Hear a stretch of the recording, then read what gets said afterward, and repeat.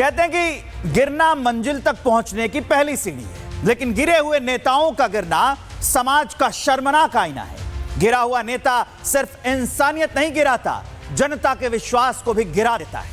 पश्चिम बंगाल चलिए, वहां टीएमसी वाले, ममता दीदी के पार्टी वाले नेता गिर गए हैं। मोबाइल फेंकते हुए गिरे हैं, और वो भी सीधा नाले में। वजह ईडी की रेड से बचने के लिए पश्चिम बंगाल में दीवार कूदने वाले एमएलए ने साबित कर दिया है कि सच से बड़ा कोई शिकारी नहीं होता है। वो अपराधी को, अपने शिकार को, झूठे शिकार को दौड़ा ही देता है सच। कहते हैं कि नेता जब गिरता है तो उसका जमीर गिरता है। यहां तो साहब सीधा नाले में जा गिरे। बताइए, पश्चिम बंगाल की जनता ने जिन्हें अपने सिर पर बिठाया था, वो मिट्टी में लथपथ पाए गए। नाले में मोबाइल पड़ा मिला, लेकिन उसका किरदार जमीन पर गिरा हुआ मिला था। गुनाह जितना बड़ा होता है ना, भागने की कोशिश उतनी ही छोटी लगती है। आप बताइए कि एसएससी असिस्टेंट टीचर भर्ती घोटाले में इस विधायक का नाम है तृणमूल कांग्रेस के जीवन कृष्णा साहा। तो मैं पूछता हूं कि बताओ, जीवन कृष्णा साहा, स्कूलों में मास्टर की नौकरी बेचकर महल बनाते हो तुम, और फिर बच्चों को भविष्य से वंचित कर देते हो। स्कूल भर्ती घोटाले में बच्चों का भविष्य बेचने वाले टीएमसी विधायक जीवन कृष्णा साहा, अब दीवारें भी गवाही दे रही हैं ये कि भ्रष्टाचार नहीं छिप सकता है।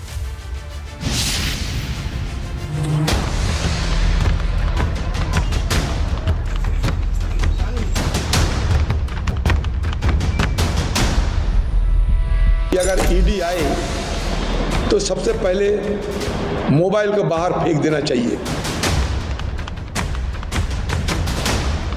Trinamool and the drain are the two synonymous words. So he chose the right way to throw the mobile.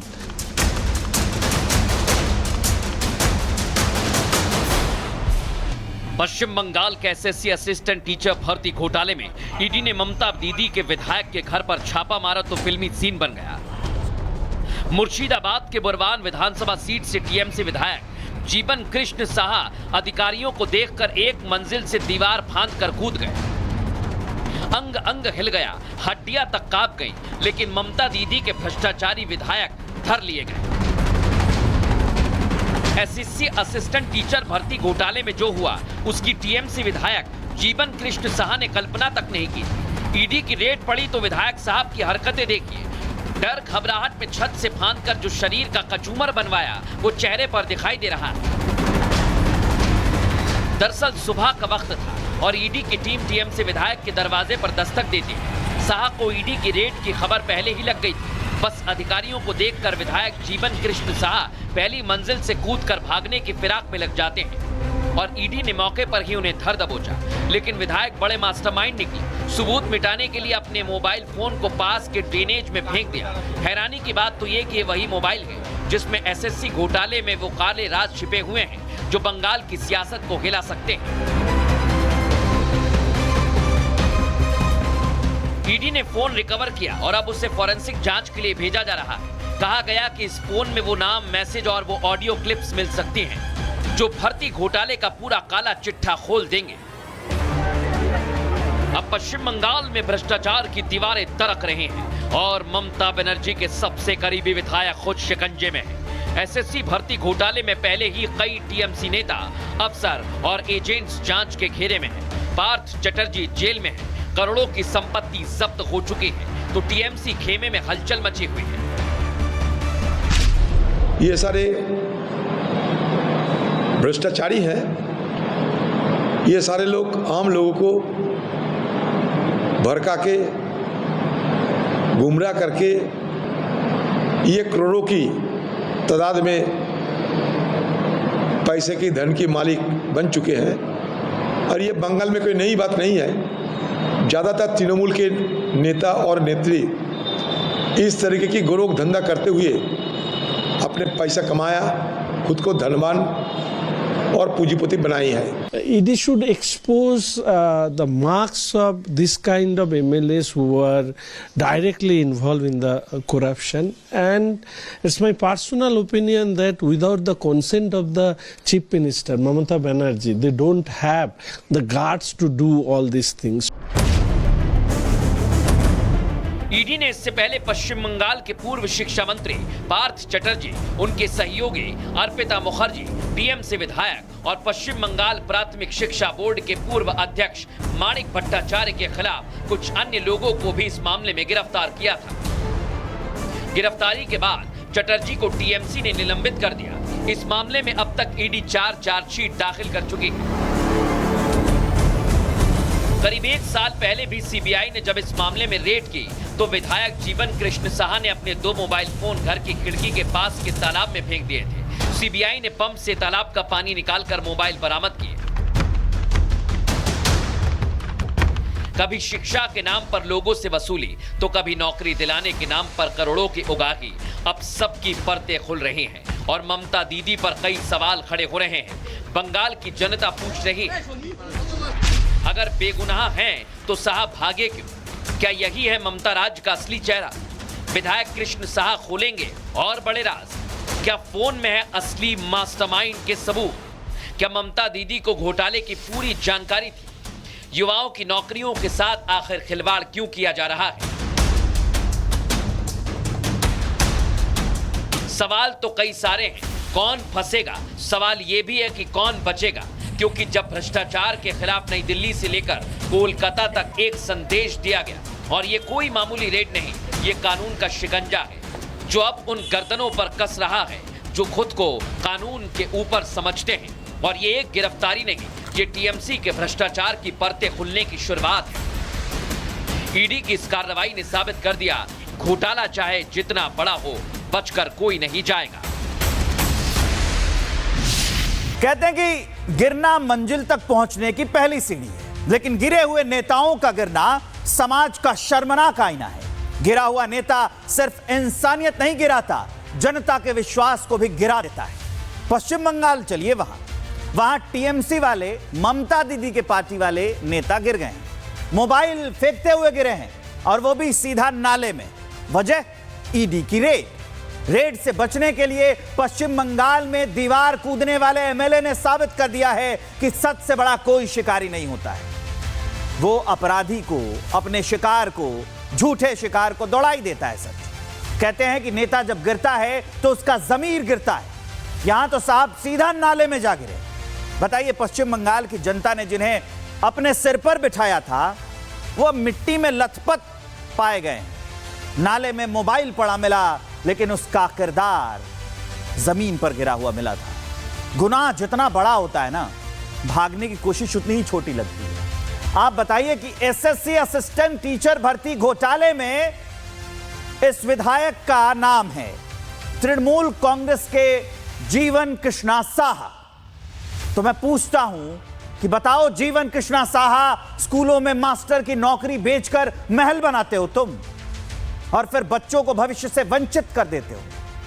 School भर्ती घोटाले में बच्चों का भविष्य बेचने वाले टीएमसी विधायक जीवन कृष्णा साहा, अब दीवारें भी गवाही दे रही हैं ये कि भ्रष्टाचार नहीं छिप सकता है।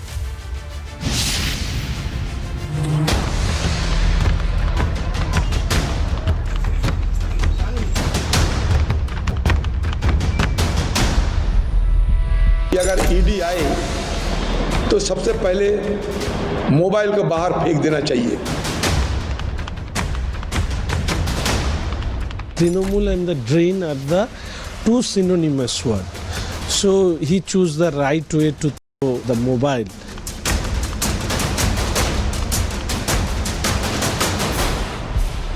पश्चिम बंगाल के एसएससी असिस्टेंट टीचर भर्ती घोटाले में ईडी ने ममता दीदी के विधायक के घर पर छापा मारा तो फिल्मी सीन बन गया। मुर्शिदाबाद के बुरवान विधानसभा सीट से टीएमसी विधायक जीवन कृष्ण साहा अधिकारियों को देखकर एक मंजिल से दीवार फांदकर कूद गए। अंग अंग हिल गया, हड्डियां तक कांप गईं, लेकिन ममता दीदी के भ्रष्टाचारी विधायक धर लिए गए। एसएससी असिस्टेंट टीचर भर्ती घोटाले में जो हुआ उसकी टीएमसी विधायक जीवन कृष्ण साहा ने कल्पना तक नहीं की। ईडी की रेड पड़ी तो विधायक साहब की हरकतें देखिए। डर घबराहट में छत से फांदकर जो शरीर का कचूमर बनवाया वो चेहरे पर दिखाई दे रहा है। दरअसल सुबह का वक्त था और ईडी की टीम टीएमसी विधायक के दरवाजे पर दस्तक देती है। साहा को ईडी की रेड की खबर पहले ही लग गई थी। बस अधिकारियों को देखकर विधायक जीवन कृष्ण साहा पहली मंजिल से कूदकर भागने की फिराक में लग जाते हैं और ईडी ने मौके पर ही उन्हें धर दबोचा। लेकिन विधायक बड़े मास्टरमाइंड निकले। सबूत मिटाने के लिए अपने मोबाइल फोन को पास के ड्रेनेज में फेंक दिया। हैरानी की बात तो ये कि वही मोबाइल है जिसमें एसएससी घोटाले में वो काले राज छिपे हुए हैं जो बंगाल की सियासत को हिला सकते हैं। ईडी ने फोन रिकवर किया और अब उसे फॉरेंसिक जांच के लिए भेजा जा रहा है। कहा गया कि इस फोन में वो नाम, मैसेज और वो ऑडियो क्लिप्स मिल सकती हैं जो भर्ती घोटाले का पूरा काला चिट्ठा खोल देंगे। अब पश्चिम बंगाल में भ्रष्टाचार की दीवारें दरक रही हैं और ममता बनर्जी के सबसे करीबी विधायक खुद शिकंजे में है। एसएससी भर्ती घोटाले में पहले ही कई टीएमसी नेता, अफसर और एजेंट्स जांच के घेरे में हैं। पार्थ चटर्जी जेल में है। करोड़ों की संपत्ति जब्त हो चुकी है तो टीएमसी खेमे में हलचल मची हुई है। ये सारे भ्रष्टाचारी हैं। ये सारे लोग आम लोगों को भड़का के, गुमराह करके ये करोड़ों की तादाद में पैसे की, धन की मालिक बन चुके हैं। और ये बंगाल में कोई नई बात नहीं है। ज़्यादातर तृणमूल के नेता और नेत्री इस तरीके की गोरोख धंधा करते हुए अपने पैसा कमाया, खुद को धनवान और पूंजीपति बनाई है। ED should expose the marks of this kind of MLAs who were directly involved in the corruption, and it's my personal opinion that without the consent of the Chief Minister Mamata Banerjee, they don't have the guts to do all these things. ED ने इससे पहले पश्चिम बंगाल के पूर्व शिक्षा मंत्री पार्थ चटर्जी, उनके सहयोगी Arpita Mukherjee, TMC विधायक और पश्चिम बंगाल प्राथमिक शिक्षा बोर्ड के पूर्व अध्यक्ष माणिक भट्टाचार्य के खिलाफ कुछ अन्य लोगों को भी इस मामले में गिरफ्तार किया था। गिरफ्तारी के बाद चटर्जी को टीएमसी ने निलंबित कर दिया। इस मामले में अब तक ईडी 4 चार्जशीट दाखिल कर चुकी है। करीब 1 साल पहले भी सीबीआई ने जब इस मामले में रेड की तो विधायक जीवन कृष्ण साहा ने अपने 2 मोबाइल फोन घर की खिड़की के पास के तालाब में फेंक दिए थे। सीबीआई ने पंप से तालाब का पानी निकालकर मोबाइल बरामद किए।